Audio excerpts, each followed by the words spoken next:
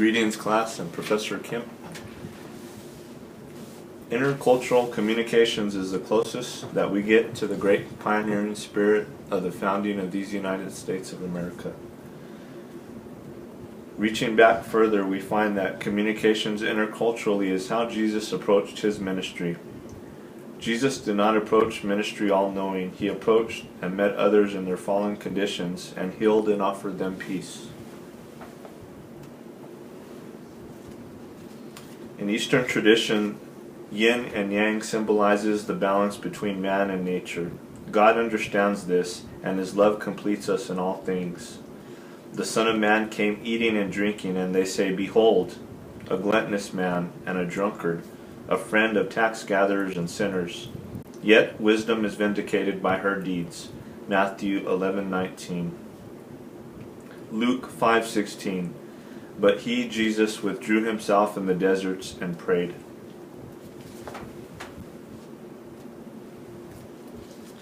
Recently, the personal and unlikely opportunity presented itself to participate in observance of the World Culture Festival, hosted by the Art of Living Centers and Sri Sri Ravi Shankar.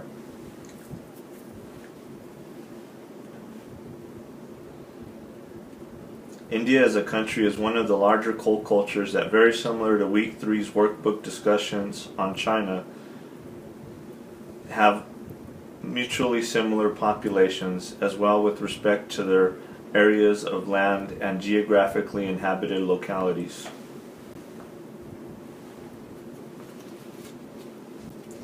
The overall exception is in the business relationship with the United States and the underlying fact that India does far less trade with the United States, and this is sharply contrasted by the economic trade dealings shared with China.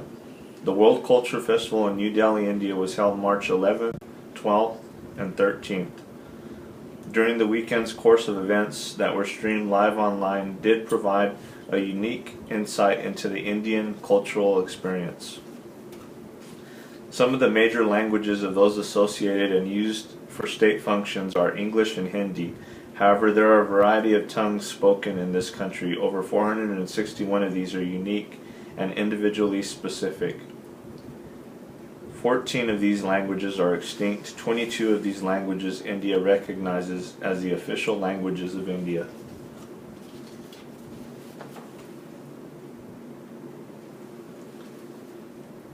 This event garnered a particular interest and attractive charm, as I am always attentive to which countries do yield comparatively and extremely larger populations compared to my own.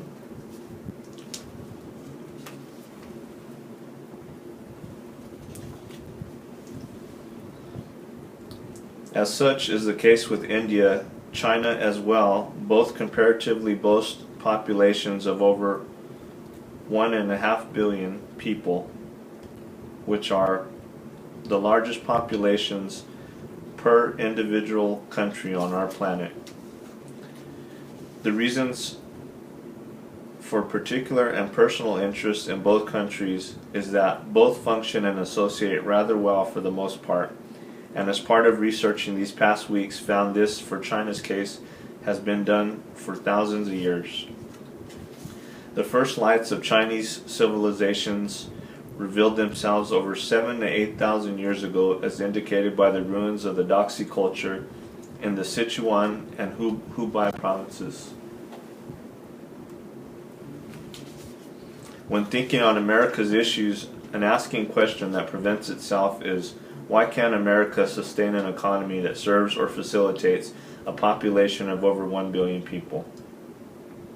Moreover, this usually tends to serve personally and ideally in putting culturally related issues and economics on the table in a more proper and better perspective.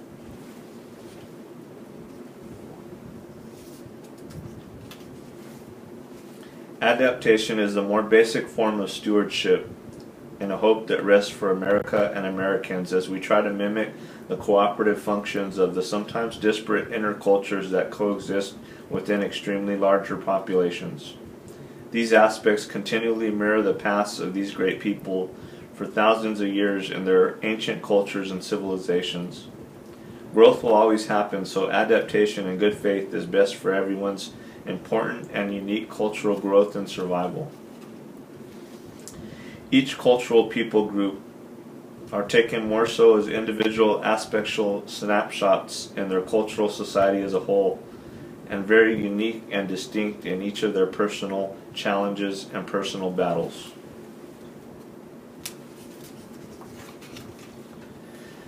For example, San Diego Port Harbor has a unique ability in the state of California as being a niche port and specializing in break bulk cargo.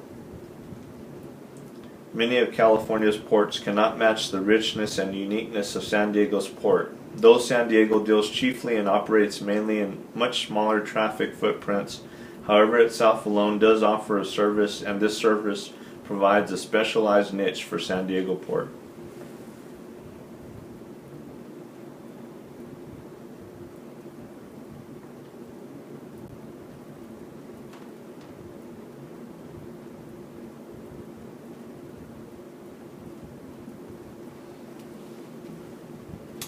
Port of San Diego functions as a valuable and unique strategic port and serves our military in transporting vehicles and smaller pieces of necessary and essential equipment overseas.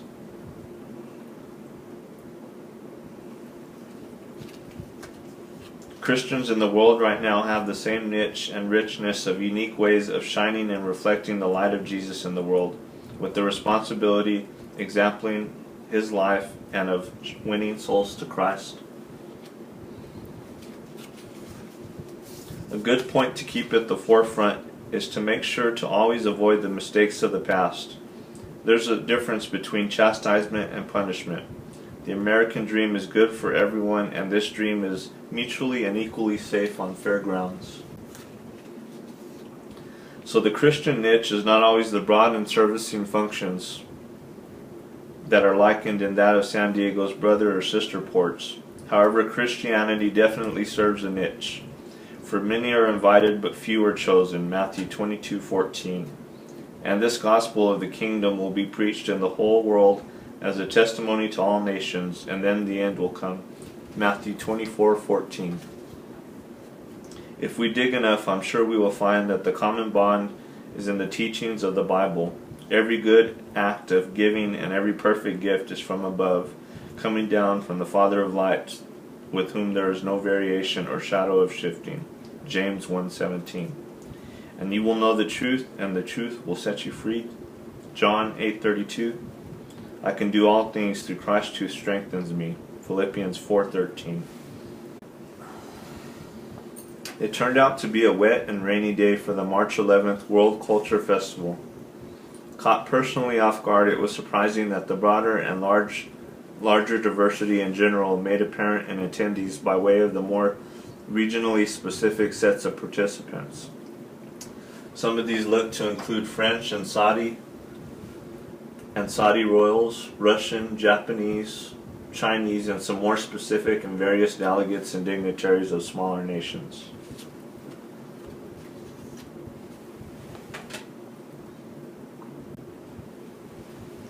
Some of the surrounding entertainment included was traditional hand drummers, traditional Indian trumpeters, and traditional garb consisted of bright reds and yellows, which all combined to serve in kicking off the festivities.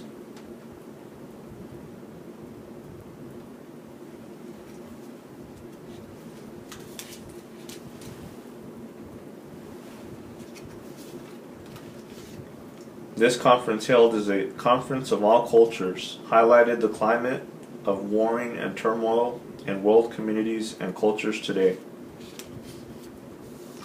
An overall reflection on past victories of peace, whether ideal or hard-earned, were ones that the majority of these speakers had in partaking of and asserting with their own self-styled resolves and steadfast stations to set with maintaining these overall and needed foundations of peace that pretty much set the tone of the conference.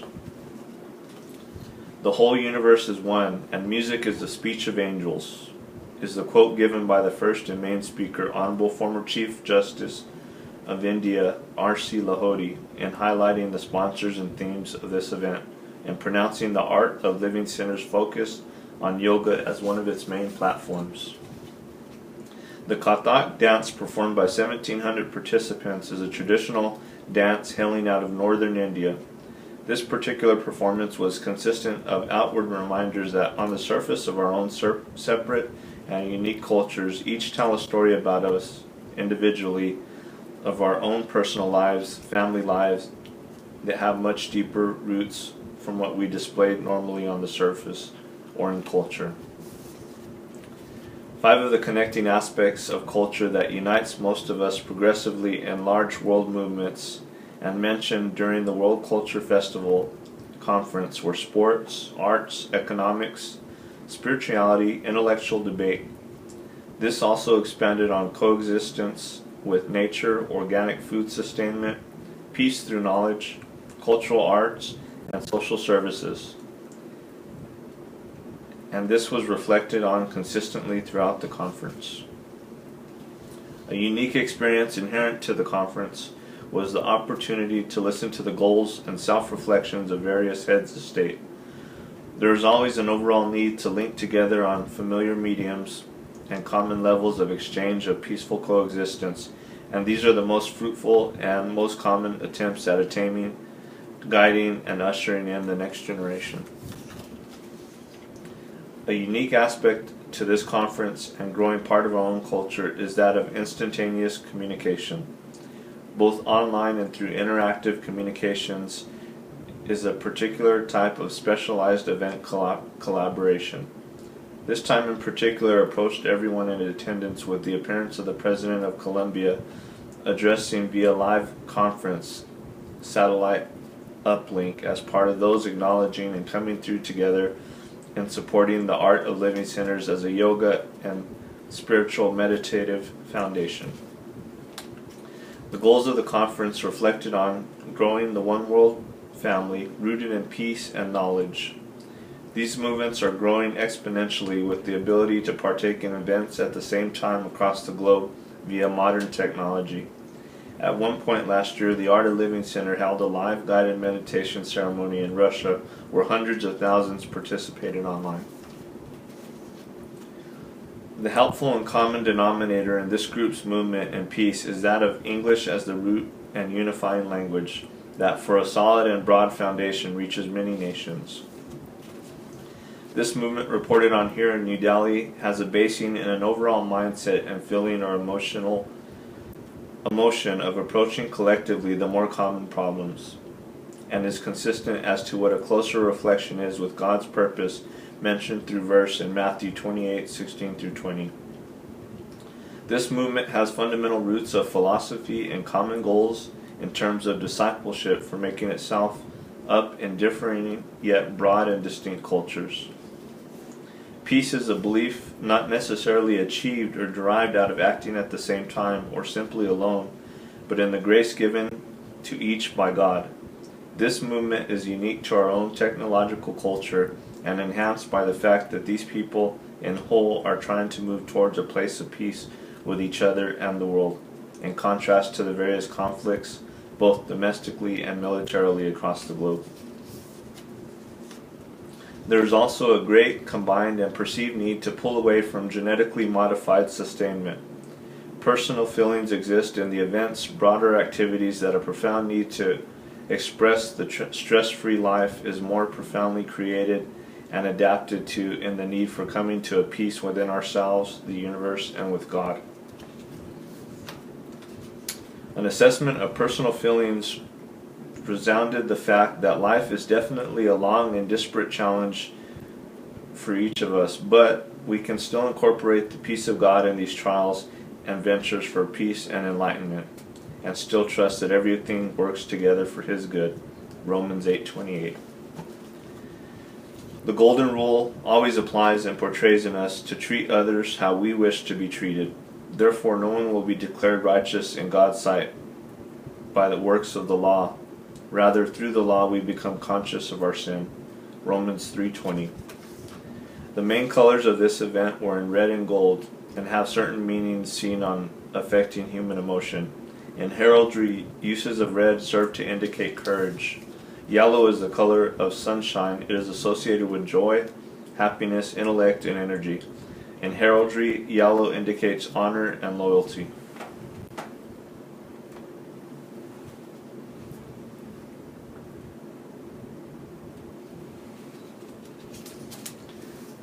The hopes of this event were set and based in a common mindset of peace, yoga meditation, one world affiliation, and music. This formulates and promotes the values treasured among these people. The festivities started with 3.5 million people in attendance on 1,000 acres of land.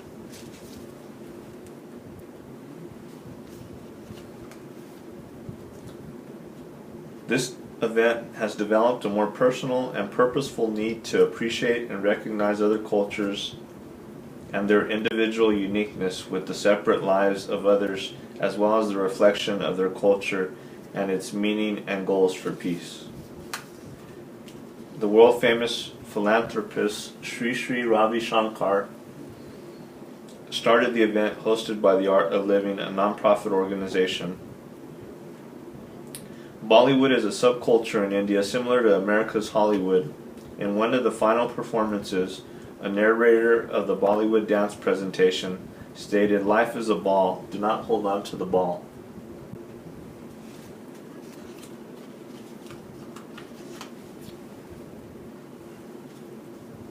Day 2 of the festivities embarked on Saturday morning, New Delhi time, with traditional Indian trumpet and drum playing, which sounded similar in part to the sounds snake charmers make. A highlight in the opening ceremony was a statement of reference of associated saints throughout the world and those that were present. Each day of the event streamed online 4 to 5 hours.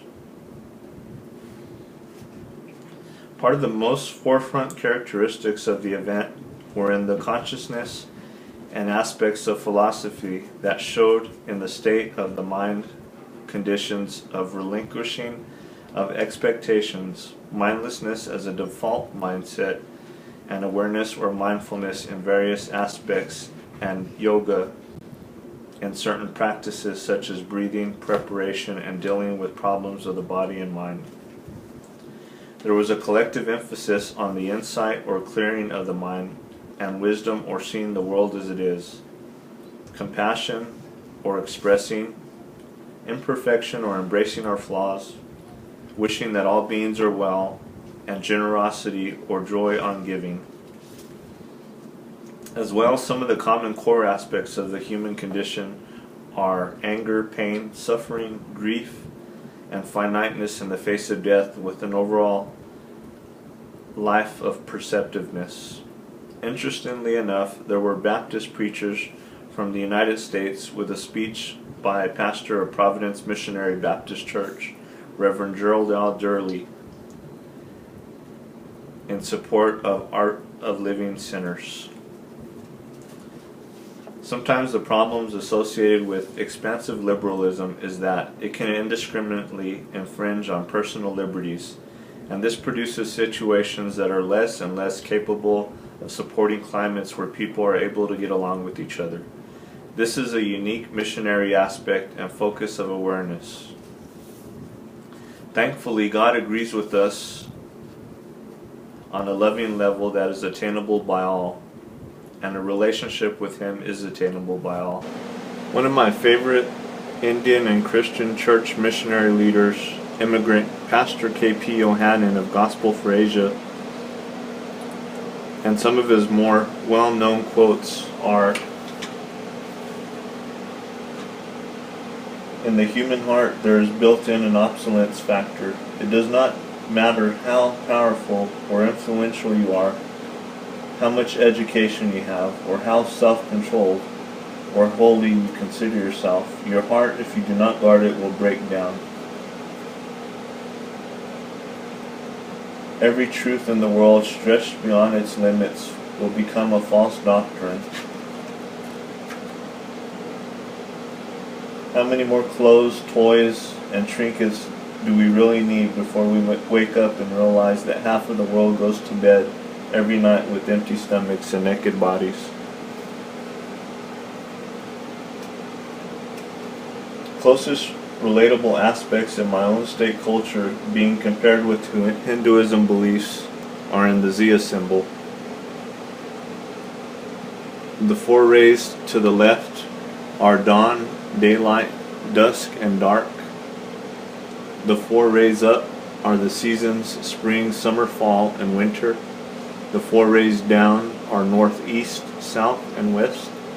And the four rays to the right are life, infancy, youth, adulthood, and old age.